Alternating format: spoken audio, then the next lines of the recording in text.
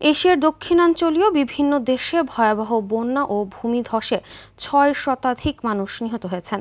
এখন পর্যন্ত ইন্দোনেশিয়ায় কমপক্ষে ৩০৩, শ্রীলঙ্কায় ১৫৯ ও থাইল্যান্ডে ১৬০ জন নিহত হয়েছেন।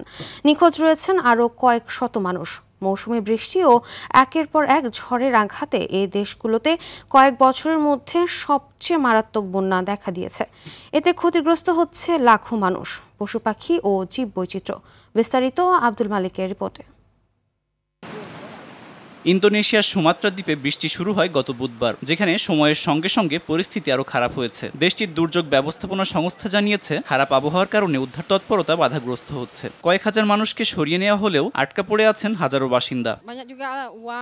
প্রবল স্রোতে সবকিছু ভেসে গিয়েছে। পরে কোনো মতে দড়ি ধরে নিজেকে বাঁচাতে সক্ষম হই।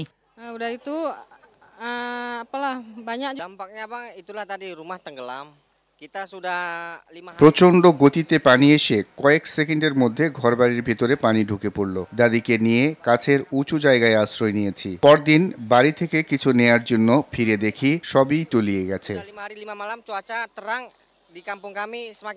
শ্রীলঙ্কার অবস্থাও বেশ ভয়ঙ্কর। দেশটির দুর্যোগ ব্যবস্থাপনা কেন্দ্র বলছে, বন্যা ও সাইক্লোন ডিটুয়ার প্রভাবে দেশটির প্রায় 1/3 বিদ্যুৎ বিচ্ছিন্ন হয়ে পড়েছে। ধ্বংস হয়েছে 20,000-এর বেশি ঘরবাড়ি। এদিকে এখন পর্যন্ত 1,08,000-এর বেশি মানুষকে অস্থায়ী আশ্রয় কেন্দ্রে পাঠানো হয়েছে। তবে এখনও বিশাল জনগোষ্ঠী আটকা পড়ে আছে দুর্যোগ প্রবণ এলাকায়। নিখোঁজ হয়েছেন শত শত মানুষ।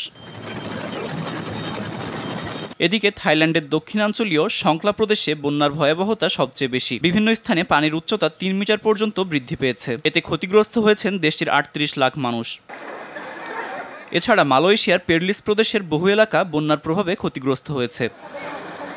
আব্দুল মালেক, RTV।